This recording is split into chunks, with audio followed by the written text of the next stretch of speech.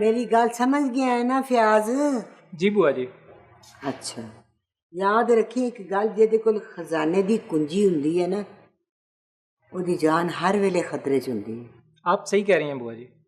बस मेरा पुत्र बिल्ला भी पहुंचने वाला ही होना है। बिलाल साहब। हाँ बिलाल साहब। अस्सलाम वालेकुम बुआ जी। वालेकुम सलाम, जिंदा रहो। बड़ी हयाती है तेरी, हुणे तेरा ही जिक्र हो रहा सी। फयाज, मैं तेरे नाल फेर गल करांगी। जी ठीक है बुआ जी। हाँ पुत्र बहुत गुनहगार करेंगे, आप पहले बैठे। ना माफी चाहनी, तेन कवेड़े बुलाना पिया मैंने। अब बुआ जी ये जूता उतार के मेरे सर में मारें, पर इस तरह की बातें ना करें। बड़ा बीबा पुत्र है मेरा तू। अच्छा है, सुना तेरा थाना किवें चल रहा है? बस आपकी छतर छां चाहिए सर पर। मेरी कोई शिकायत आई? नहीं पुत्र, तेरा बड़ा टैका है कस्बे च। और तौबा तौबा, मेरा क्या टैक है, मैं तो फर्माबरदार हूँ इसका रगा। वर्दी आपकी, थाना आपका, सरदारी आपकी, इलाका आपका।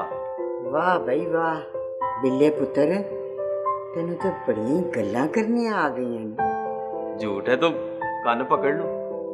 और मेरी तो 7 पुश्तों ने स्कूल का मुंह नहीं देखा।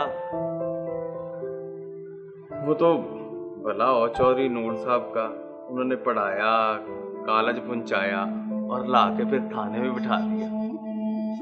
इस वर्दी को मेरे सीने के साथ लगा दिया। मैं क्या, मेरी औकात क्या, मैं क्या कर सकता था? मैं तो बस कोशिश ही करता रहता हूँ बुआ जी। हाँ हाँ पुत्र, तूने तो बड़ा अमन कर रखा है, पर कोठी में बड़े झगड़े उठ खड़े हुए। आपके होते हुए मैं नहीं मानता। जब पुत्र ना इत्तेफाकी की सन लग जाए ना, तो बड़े बड़े किले ढह जाते हैं। आप हुक्म करें बुआ जी। बिल्ले, अगर यही माहौल रहा ना, तो एक एक शय बिक जानी है। अल्लाह ना करे बुआ जी। मैं तुझे टाइम से पहले खबरदार कर रही हूँ। क्यों बुझारते बुझा रही हैं बुआ?